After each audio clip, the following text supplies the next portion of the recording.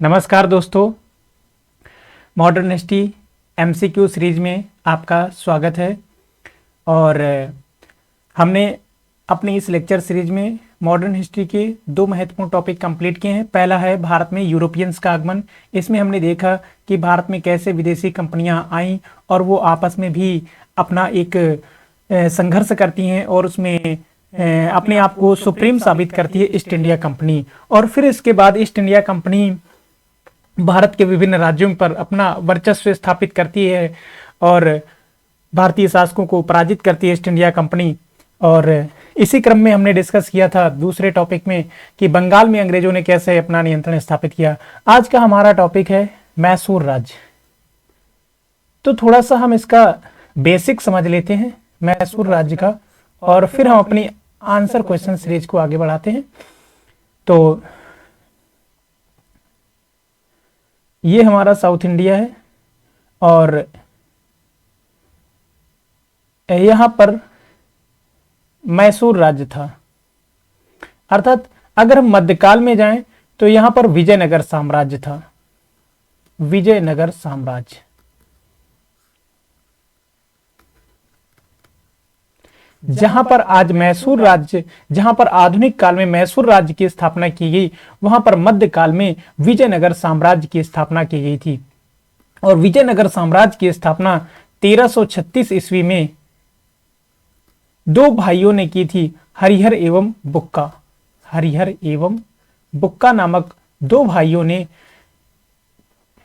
विजयनगर साम्राज्य की स्थापना की थी। इसकी राजधानी के बारे में भी क्वेश्चन पूछा जाता है कि विजयनगर साम्राज्य की राजधानी क्या थी। तो विजयनगर साम्राज्य की राजधानी हम्पी थी। एक क्वेश्चन यहां से पूछा जाता है हम्पी किस नदी के तट पर थी। तो हम्पी तुंगभद्रा नदी के तट पर थी। तुंगभद्रा। अभी हम आंसर क्वेश्चन सीरीज के माध्यम से ये सभी क्वेश्चन डिस्कस करेंगे। थोड़ा सा बेसिक समझ लेते हैं तो आंसर क्वेश्चन समझ में आएंगे। तो 1336 ईस्वी में जहां आधुनिक काल में मैसूर राज्य की स्थापना की गई, वहां पर 1336 ईस्वी में विजयनगर साम्राज्य की स्थापना की गई थी। और विजयनगर साम्राज्य की राजधानी हम्पी थी। हम्पी तुंगभद्रा नदी के तट पर थी। और हरिहर और बुक्का नामक दो भाइयों ने विजयनगर साम्राज्य की स्थापना की। और विजयनगर साम्राज्य में शासन करने वाला जो सबसे पहला वंश था वो था संगम वंश। संगम वंश, अर्थात ये जो हरिहर और बुक्का नामक दो भाई थे, इनके पिता का नाम था संगम। इन्होंने अपने पिता के नाम पर अपने वंश का नामकरण किया, अर्थात संगम वंश के लोगों ने, हरिहर और बुक्का ने इनमें शासन किया विजयनगर साम्राज्य में। तो इसका थोड़ा सा बेसिक समझ लेते हैं। जब हरिहर और बुक्का भारत में, दक्षिण भारत में विजयनगर साम्राज्य की स्थापना कर रहे हैं, उस समय उत्तर भारत में कौन शासन कर रहा है। तो इस समय उत्तर भारत में मोहम्मद बिन तुगलक शासन कर रहा है। तुगलक वंश का शासन है, मोहम्मद बिन तुगलक। तो जहां पर मध्यकाल में विजयनगर साम्राज्य था, वहां पर पहले एक राज्य था कांपली। कांपली नामक राज्य था। तो मोहम्मद बिन तुगलक ने दक्षिण विजय का अभियान शुरू किया और कांपली को पराजित किया। कांपली राज्य के दो सेना नायक थे, हरिहर और बुक्का। हरिहर और बुक्का, कांपली राज्य को मोहम्मद बिन तुगलक के द्वारा पराजित किया जाता है। मोहम्मद बिन तुगलक की सेना के द्वारा कांपली राज्य को पराजित किया जाता है। जहां पर मध्यकाल में विजयनगर साम्राज्य स्थापित हुआ, वहां पर एक राज्य था कांपली। कांपली को जीतने का निर्णय लिया मोहम्मद बिन तुगलक ने और अपनी सेना भेजी। कांपली पराजित होता है और कांपली के दो सेना नायक हरिहर और बुक्का को पकड़ लिया जाता है। इन्हें दिल्ली लाया जाता है और दिल्ली जब ये लाए जाते हैं हरिहर और बुक्का, तो मोहम्मद बिन तुगलक के द्वारा कहा जाता है कि इस्लाम स्वीकार कर लो। तो ये लोग इस्लाम स्वीकार कर लेते हैं, हरिहर और बुक्का। और वहां से जब ये इस्लाम स्वीकार कर लेते हैं तो मोहम्मद बिन तुगलक इन्हें कांपली राज्य का फिर से गवर्नर बना देता है और ये पुनः दक्षिण भारत में आते हैं। और दक्षिण भारत में आने पर इनके जो गुरु थे हरिहर और बुक्का के, संत विद्यारण, संत विद्यारण के प्रभाव में आकर हरिहर और बुक्का पुनः हिंदू धर्म को स्वीकार कर लेते हैं और ये अपने गुरु के कहने पर यहां पर एक साम्राज्य की स्थापना करते हैं, बहुत से आसपास के भूभागों को जीतकर, जिसका नाम रखा गया विजयनगर साम्राज्य। और अपने पिता के नाम पर इन्होंने अपने वंश का नाम रखा संगम वंश। और संगम वंश के लोगों ने विजयनगर साम्राज्य में शासन करना शुरू किया। इसी विजयनगर साम्राज्य में शासन करने वाला जो अंतिम वंश था उसका नाम था वाडियार वंश।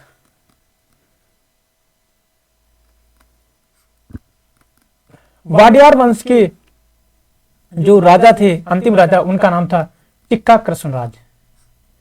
चिक्का कृष्णराज। चिक्का कृष्णराज एक अयोग्य शासक थे।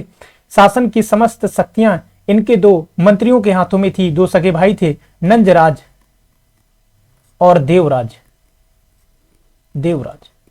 तो वाडियार वंश के जो अंतिम शासक थी, अंतिम विजयनगर साम्राज्य में शासन करने वाला अंतिम वंश था वाडियार वंश। वाडियार वंश के जो अंतिम शासक थे उनका नाम था चिक्का कृष्णराज।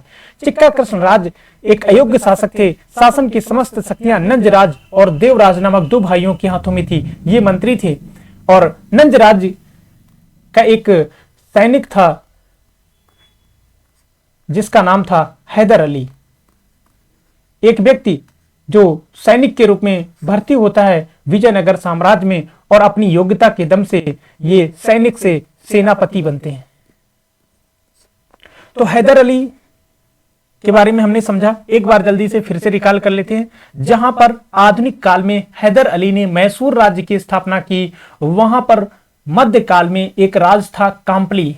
काम्पली के जो शासक थे उन पर अटैक किया मोहम्मद बिन तुगलक के सेना ने और काम्पली को पराजित किया और काम्पली के दो सेनापति हरिहर और बुक्का को पकड़ के दिल्ली ले जाया गया। उन्हें इस्लाम स्वीकार करने के लिए बाध्य किया गया। उन्होंने इस्लाम स्वीकार कर लिया और फिर वो दक्षिण भारत में उन्हें भेजा जाता है काम्पली राज्य का गवर्नर बनाकर। तो वो अपने गुरु संत विद्यारण्य के प्रभाव में आकर उन्होंने पुनः हिंदू धर्म को स्वीकार कर लिया और काम्पली को विजयनगर साम्राज्य के रूप में स्थापित करने का ये दोनों भाई प्रयास करते हैं और इसे एक साम्राज्य के रूप में स्थापित करते हैं। और विजयनगर साम्राज्य में शासन करने वाला जो पहला वंश था वो था संगम वंश। इन्होंने संगम वंश की स्थापना की। विजयनगर साम्राज्य में जो शासन करने वाला अंतिम वंश था उसका नाम था वाडियार वंश। वाडियार वंश का जो अंतिम शासक था उसका नाम था चिक्का कृष्णराज। और चिक्का कृष्णराज एक अयोग्य शासक था। शासन की समस्त शक्तियां दो भाइयों के हाथों में थी, नंजराज और देवराज। नंजराज और देवराज ये दो सके भाई थे और ये मंत्री पद पर थे। इन्होंने सारी शक्तियां हथिया ली थी चिक्का कृष्णराज से। नंजराज के एक सैनिक के रूप में भर्ती होता है हैदर अली और हैदर अली अपनी योग्यता के दम से सेनापति बनता है। और फिर इसके बाद 1760-61 ईस्वी में हैदर अली वाडियार वंश की अर्थात विजयनगर साम्राज्य की समस्त शक्तियां अपने हाथों में ले लेता है। अर्थात अब ये सत्ता चिक्का कृष्णराज से नंजराज और देवराज के हाथों में आई और नंजराज देवराज के हाथों से सत्ता इनके सेनापति हैदर अली के हाथों में आ गई। और हैदर अली ने क्या किया, इसी मैसूर राज्य के अवशेषों पर आधुनिक, इसी विजयनगर साम्राज्य के अवशेषों पर आधुनिक मैसूर राज्य की स्थापना की 1761 ईस्वी में। तो शायद अब आप समझ गए होंगे कि जिस मैसूर राज्य की हम चर्चा करने वाले हैं उसका हिस्टोरिकल बैकग्राउंड क्या था। अब हम आते हैं अपने आंसर क्वेश्चन सीरीज में और वहां से क्वेश्चन सॉल्व करेंगे। तो हमारा जो पहला क्वेश्चन है कि विजयनगर साम्राज्य की स्थापना कब हुई। तो विजयनगर साम्राज्य की स्थापना 1336 ईस्वी में हरिहर एवं बुक्का ने की। तो विजयनगर साम्राज्य की स्थापना 1336 ईस्वी में हरिहर एवं बुक्का ने की। ये विजयनगर साम्राज्य की स्थापना करते हैं और यहां पर इनका जो वंश होता है वो है संगम वंश। 1206 ईस्वी में गुलाम वंश की स्थापना होती है भारत में। गुलाम वंश भारत में शासन करता है और गुलाम वंश का शासक कौन था, संस्थापक कौन था, कुतुबुद्दीन ऐबक। इसके बाद 1526 ईस्वी में भारत में मुगल वंश की स्थापना होती है और मुगल वंश का जो संस्थापक था वो था बाबर। तो बाबर ने भारत में मुगल वंश की स्थापना की 1526 ईस्वी में। 1347 ईस्वी में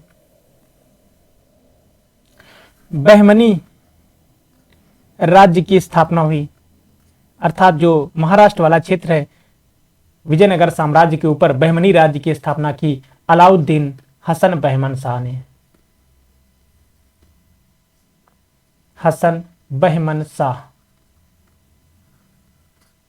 अलाउद्दीन हसन बहमन शाह ने 1347 में बहमनी राज्य की स्थापना की। तो आपसे क्वेश्चन पूछा गया विजयनगर साम्राज्य की स्थापना कब हुई। तो विजयनगर साम्राज्य की स्थापना 1336 ईस्वी में हरिहर एवं बुक्का के द्वारा की गई। अगले क्वेश्चन की ओर बढ़ते हैं। विजयनगर साम्राज्य की स्थापना किसने की। तो शायद आपको आंसर मिल गया है। विजयनगर साम्राज्य की स्थापना 1336 ईस्वी में हरिहर और बुक्का नामक दो भाइयों ने की थी। इनके पिता का नाम था संगम। अपने पिता के नाम पर इन्होंने संगम वंश की स्थापना की इसी विजयनगर साम्राज्य में, और हम्पी को अपनी राजधानी बनाया जो तुंगभद्रा नदी के तट पर था। तो ये चीजें ध्यान रखनी, बार बार ये फैक्ट पूछे जाते हैं। हरिहर और बुक्का के गुरु कौन थे? संत विद्यारण्य। जब मोहम्मद बिन तुगलक के दबाव में आकर इन दोनों भाइयों ने इस्लाम को स्वीकार कर लिया था, तो मोहम्मद बिन तुगलक ने इन दोनों भाइयों को काम्पली का गवर्नर बनाकर पुनः दक्षिण भारत में भेजा। जब ये अपने गुरु संत विद्यारण्य के प्रभाव में आए तो इन्होंने पुनः हिंदू धर्म को स्वीकार कर लिया, और अपने गुरु के कहने पर इन्होंने काम्पली में एक साम्राज्य की स्थापना करने की बीड़ा उठा लिया, और आसपास के भूभागों का विजय करके, आसपास के भूभागों को जीत कर एक नगर की स्थापना की जिसे कहा गया विजयनगर, और ये नगर से राज्य बनता है, राज्य से फिर ये साम्राज्य बन जाता है। तो ध्यान रखना है, ये दोनों सगे भाई थे, हरिहर और बुक्का। अगला क्वेश्चन आपसे पूछा गया, आधुनिक मैसूर राज्य की स्थापना किसने की? तो जैसा कि हमने बताया, आधुनिक मैसूर राज्य की स्थापना हैदर अली ने की। हैदर अली ने आधुनिक मैसूर राज्य की स्थापना की। जैसा कि हमने बताया कि विजयनगर साम्राज्य में शासन करने वाला अंतिम वंश कौन सा था? वाडियार वंश। वाडियार वंश के जो अंतिम राजा थे उनका नाम था चिक्का कृष्णराज। चिक्का कृष्णराज। चिक्का कृष्णराज के दो मंत्री थे, नंजराज और देवराज। शासन की समस्त शक्तियां चिक्का कृष्णराज के हाथों में नहीं थी, शासन की समस्त शक्तियां इन दोनों भाइयों के हाथों में थी, नंजराज और देवराज। नंजराज के एक सैनिक के रूप में भर्ती होते हैं हैदर अली, और फिर ये सेनापति बनते हैं, और शासन की समस्त शक्तियां अब हैदर अली अपने हाथों में ले लेते हैं, और इन्होंने 1760-61 ईस्वी में आधुनिक मैसूर राज्य की स्थापना की। तो आधुनिक मैसूर राज्य की स्थापना 1760-61 ईस्वी में टीपू सुल्तान के पिता हैदर अली ने की, मैसूर राज्य की स्थापना की। तो ये चीजें ध्यान रखना है। कृष्णदेवराय मैसूर राज्य के अर्थात विजयनगर साम्राज्य के सबसे शक्तिशाली शासक, विजयनगर साम्राज्य के सबसे शक्तिशाली शासक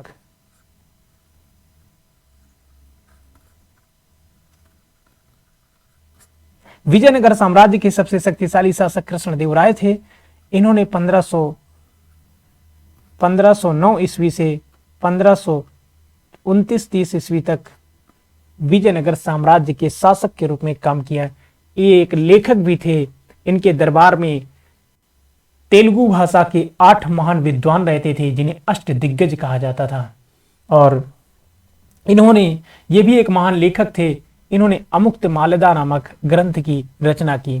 तो चिक्का कृष्णराज को भी समझ गए होंगे। टीपू सुल्तान ये हैदर अली का पुत्र और उत्तराधिकारी बना। हैदर अली का पुत्र था। तो ये पॉइंट हमें याद रखना होगा। यहां से आधुनिक मैसूर राज्य की स्थापना किसने की? आधुनिक मैसूर राज्य की स्थापना 1760-61 ईस्वी में हैदर अली ने की। अगला क्वेश्चन है कि प्रथम आंग्ल मैसूर युद्ध कब हुआ? तो इसे समझ लेते हैं। ये जो आधुनिक मैसूर राज्य है इसकी स्थापना हैदर अली ने की, जहां पर विजयनगर साम्राज्य था। विजयनगर साम्राज्य के अवशेषों पर हैदर अली ने आधुनिक मैसूर राज्य की स्थापना 1760-61 ईस्वी में की, और हैदर अली अपने मैसूर राज्य का तेजी से विस्तार करते हैं। इसी क्रम में इनका टकराव शुरू होता है अंग्रेजों से, क्योंकि इससे पहले हम चर्चा कर चुके 1757 का प्लासी युद्ध, 1764 का बक्सर युद्ध। अंग्रेजों ने बंगाल राज्य में अपना नियंत्रण स्थापित कर लिया है। अब उनकी नजर मैसूर राज्य में है। अब वो मैसूर पर अपना राजनीतिक नियंत्रण स्थापित करना चाहते हैं। तो इसी क्रम में अब अंग्रेजों का टकराव मैसूर के शासक हैदर अली से होगा। और समझ लेते हैं इसमें, ये जो साउथ इंडिया है यहां पर मैसूर राज्य, इसके ऊपर मराठा राज्य था, और यहां पर हैदराबाद, ये हैदराबाद है, ये मराठा है, और ये मैसूर। जहां आज कर्नाटक है वहां पर मैसूर राज्य था। तो मैसूर, इसके पहले यहां पर एक राज्य था बंगाल, जिस पर अंग्रेजों ने अपना नियंत्रण स्थापित कर लिया। तो अब अंग्रेजों ने सबसे पहले बंगाल में अपना नियंत्रण स्थापित किया और यहां पर है मद्रास। अब अंग्रेजों का जो हेडक्वार्टर 1639 ईस्वी में बना, वो बना था मद्रास में। तो मद्रास में अंग्रेजों का अर्थात ईस्ट इंडिया कंपनी का हेडक्वार्टर था। फिर ये हेडक्वार्टर यहां बंगाल में शिफ्ट हो जाएगा, लेकिन अंग्रेजों का हेडक्वार्टर मद्रास में था और मद्रास एक शहर के रूप में स्थापित किया गया अंग्रेजों के द्वारा। फिर ये मद्रास प्रेसिडेंसी के रूप में डेवलप किया जाएगा और मद्रास प्रेसिडेंसी के रूप में जब ये डेवलप होगा तो इसका विस्तार होगा और इस विस्तार के क्रम में इसका टकराव होगा हैदराबाद से। तो हैदराबाद के जो निजाम थे उन्होंने अंग्रेजों की अधीनता स्वीकार कर रखी थी। अब इनका टकराव हो रहा है अंग्रेजों का सीधे मैसूर राज्य से, क्योंकि अब अंग्रेज मद्रास शहर को एक मद्रास प्रेसिडेंसी में एक बड़े राज्य में तब्दील करना चाहते हैं, जिससे ये इस क्षेत्र का विस्तार करेंगे, जिसके कारण हैदराबाद के निजाम ने तो इनकी अधीनता स्वीकार कर रखी थी, मैसूर राज्य ने इनकी अधीनता नहीं स्वीकार कर रखी थी। इसलिए अब अंग्रेजों का सीधा टकराव मैसूर राज्य से होगा और इस समय मैसूर का शासक हैदर अली है, जिसने 1760-61 ईस्वी में मैसूर राज्य की स्थापना की, अर्थात आधुनिक मैसूर राज्य की स्थापना की। इसी क्रम में क्या होता है, अंग्रेजों ने क्या किया कि हैदराबाद के निजाम और मराठों के साथ मिलकर एक त्रिगुट बना लिया और मैसूर पर धावा बोल दिया 1767 ईस्वी में। इस बात को समझते हुए एक बहुत महत्वपूर्ण कदम उठाया हैदर अली ने। हैदर अली ने युद्ध का ऐलान किया ईस्ट इंडिया कंपनी के खिलाफ और इसी के साथ उसने कूटनीति का प्रयोग करते हुए मराठों को और हैदराबाद के निजाम को तटस्थ कर दिया। अर्थात जो प्रथम आंग्ल मैसूर युद्ध हुआ ये 1767 से 69 तक चला। इस युद्ध में अंग्रेजों ने किसका साथ लिया, हैदराबाद के निजाम का और मराठों के पेशवा का। अब हैदर अली अपनी कूटनीति का प्रयोग करते हुए इन्हें जमीन और पैसे का लालच देते हुए मराठों को और हैदराबाद को इन्हें तटस्थ कर दिया और ये शांत हो गए और अब सीधा युद्ध शुरू हो गया मैसूर के शासक हैदर अली का अंग्रेजों से। और इस युद्ध में एक तरफ मैसूर और एक तरफ ईस्ट इंडिया कंपनी। अंग्रेजों ने अपनी ओर मराठा और हैदराबाद को ला लिया, लेकिन मैसूर के शासक हैदर अली ने इस त्रिगुट को तटस्थ कर दिया और अब ईस्ट इंडिया कंपनी को अकेले ही मैसूर राज्य से युद्ध लड़ना पड़ रहा था। इस युद्ध में मैसूर राज्य की विजय होती है, ईस्ट इंडिया कंपनी की पराजय होती है और मैसूर के शासक हैदर अली पूरे के पूरे एक प्रकार से मद्रास पर अपना नियंत्रण स्थापित कर लेते हैं। और फिर इसके बाद क्या होता है, मद्रास की संधि के तहत यह युद्ध समाप्त होता है। एक दूसरे के जीते हुए क्षेत्र वापस कर दिए जाते हैं। हालांकि इस युद्ध में अत्यधिक बढ़त मिली थी मैसूर राज्य को। तो मद्रास की संधि के तहत यह युद्ध समाप्त हो जाता है। दूसरा ऑप्शन है आपका 1780 से 84। तो द्वितीय आंग्ल मैसूर युद्ध 1780 से 84 के मध्य हुआ। इसमें एक तरफ मैसूर राज्य और दूसरी ओर ईस्ट इंडिया कंपनी। अब इस युद्ध के दौरान क्या होता है कि मैसूर के शासक हैदर अली ने एक त्रिगुट बनाने का प्रयास किया। मैसूर के शासक हैदर अली ने मराठों के पेशवा हैदराबाद के निजाम अर्थात मैसूर राज्य ने मराठा और हैदराबाद को अपनी ओर मिलाने का प्रयास किया, इन्हें जमीन और पैसे का लालच देकर। लेकिन इस सिचुएशन को अंग्रेज समझ जाते हैं और उन्होंने क्या किया, इस त्रिगुट को तोड़ दिया। अब फिर से मराठे और हैदराबाद एक प्रकार से तटस्थ हो जाते हैं। जो काम अंग्रेजों ने प्रथम युद्ध में मैसूर के खिलाफ किया था, वही मैसूर अब अंग्रेजों के खिलाफ द्वितीय युद्ध में कर रहा है। अर्थात मैसूर राज्य अब त्रिगुट बनाएगा। उन्होंने पहले में त्रिगुट बनाया था, ये अब बना रहे हैं। तो पहले में जब त्रिगुट अंग्रेजों ने बनाया तो मैसूर ने इस त्रिगुट को तोड़ दिया। अब दूसरे युद्ध में मैसूर त्रिगुट बना रहा है तो ईस्ट इंडिया कंपनी ने इस त्रिगुट को तोड़ दिया। अब फिर से युद्ध मैसूर और ईस्ट इंडिया कंपनी के मध्य हो रहा है और ईस्ट इंडिया कंपनी अब बंगाल में तो नियंत्रण स्थापित कर ही चुकी थी, तो बड़े पैमाने पर ईस्ट इंडिया कंपनी के पास राजस्व आ रहा था, जिससे इन्होंने अपनी सेना को बहुत आधुनिक और विशाल बना रखा था। और अब इनका सीधा मुकाबला मैसूर राज्य से हो रहा है और इस युद्ध में भी ईस्ट इंडिया कंपनी को कुछ हासिल नहीं हुआ, हालांकि मैसूर राज्य को भी कुछ हासिल नहीं हुआ। दोनों ने एक दूसरे के बराबर की सिचुएशन लगभग आई। दोनों ने एक दूसरे के जीते हुए भूभाग वापस कर दिए और यह युद्ध समाप्त हुआ मंगलोर की संधि के तहत। प्रथम युद्ध मद्रास की संधि, दूसरा मंगलोर की संधि। तो ये संधियां याद रखना है। ये मद्रास की संधि, और इसी युद्ध के दौरान 1782 ईस्वी में हैदर अली की मृत्यु हो जाती है और युद्ध का नेतृत्व मैसूर राज्य की ओर से टीपू सुल्तान करने लगता है। अब इसके बाद क्या होता है 1790-92। अब इसमें एक और मैसूर राज्य और एक और ईस्ट इंडिया कंपनी। अब ईस्ट इंडिया कंपनी ने क्या किया, त्रिगुट बनाया और इस त्रिगुट में मराठा आ गए और हैदराबाद आ गया। यहां से आपको एक चीज ये समझनी होगी कि देखो, एक विदेशी कंपनी भारतीय शासकों की मदद से भारत के शासक को ही पराजित कर रही है और फिर पहले मैसूर को पराजित करेगी ईस्ट इंडिया कंपनी मराठा और हैदराबाद के साथ मिलकर, और फिर मराठों को भी पराजित करेगी ईस्ट इंडिया कंपनी। तो ये समझने वाली बात है। तो मैसूर एक अकेला राज्य और ईस्ट इंडिया कंपनी मराठा और हैदराबाद ये तीनों मिलकर युद्ध लड़ते हैं और बिल्कुल निश्चित है इसमें इस त्रिगुट की विजय होगी और मैसूर राज्य पराजित होगा। मैसूर राज्य पराजित होगा और जिसमें आधा मैसूर राज्य ईस्ट इंडिया कंपनी के पास चला जाता है और 3 करोड़ रुपया का युद्ध हर्जाना देना होता है मैसूर राज्य को। तो मैसूर राज्य को 3 करोड़ रुपया युद्ध हर्जाना के रूप में देना होता है क्योंकि इसमें पराजय हो जाती है मैसूर राज्य की और आधा मैसूर राज्य अंग्रेजों को मिल जाता है।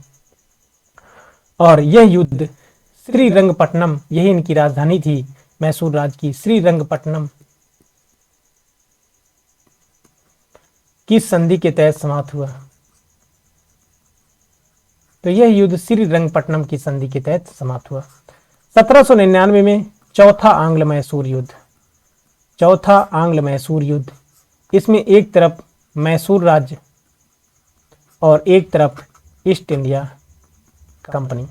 अब मैसूर इतना कमजोर हो चुका था कि वो ईस्ट इंडिया कंपनी दिन प्रतिदिन बहुत पावरफुल हो रही थी, उसका मुकाबला करने लायक नहीं बचा था। और इस समय इतना कमजोर हो चुका था मैसूर राज्य क्योंकि 1798 ईस्वी में बंगाल का गवर्नर बना वेलेजली। वेलेजली ने मैसूर राज्य पर सहायक संधि स्वीकार करने का दबाव बनाया जिसे टीपू सुल्तान ने इनकार कर दिया। यही कारण बना चौथे आंग्ल मैसूर युद्ध का और इस युद्ध में ईस्ट इंडिया कंपनी से युद्ध लड़ते हुए टीपू सुल्तान शहीद हो जाता है और मैसूर राज्य ब्रिटिश साम्राज्य का अंग बना लिया जाता है। तो शायद आप समझ गए होंगे। ये प्रथम आंग्ल मैसूर युद्ध, ये द्वितीय, ये तृतीय और ये चतुर्थ। अगला क्वेश्चन है प्रथम आंग्ल मैसूर युद्ध किस संधि के तहत समाप्त हुआ। जैसा कि हम पीछे बता चुके हैं तो प्रथम आंग्ल मैसूर युद्ध मद्रास की संधि के तहत, द्वितीय आंग्ल मैसूर युद्ध मंगलोर की संधि के तहत, तृतीय आंग्ल मैसूर युद्ध श्रीरंगपट्टनम की संधि के तहत। तो प्रथम आंग्ल मैसूर युद्ध मद्रास की संधि। अगला क्वेश्चन है टीपू सुल्तान ने अपनी राजधानी बनाया तो हम्पी ये विजयनगर साम्राज्य की राजधानी थी, विजयनगर साम्राज्य की राजधानी।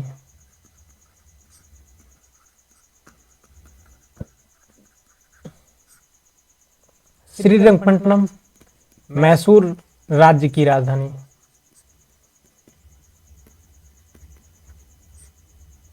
अर्काट ये कर्नाटक की राजधानी, अर्थात उस समय कर्नाटक वाला क्षेत्र पूर्व में था, कर्नाटक की राजधानी अर्काट। रायगढ़ ये मराठा की राजधानी।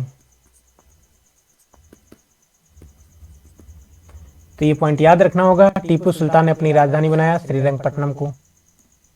तो थैंक यू दोस्तों, आज हमने अपनी इस लेक्चर सीरीज के माध्यम से कुछ क्वेश्चन डिस्कस किए हैं और इन आंसर क्वेश्चन के माध्यम से हम आपको एक कॉन्सेप्ट के साथ फैक्ट डिलीवर करना चाहते हैं और ये क्वेश्चन, ये फैक्ट आपके लिए मोस्ट इम्पोर्टेंट आगामी एग्जाम में साबित होंगे।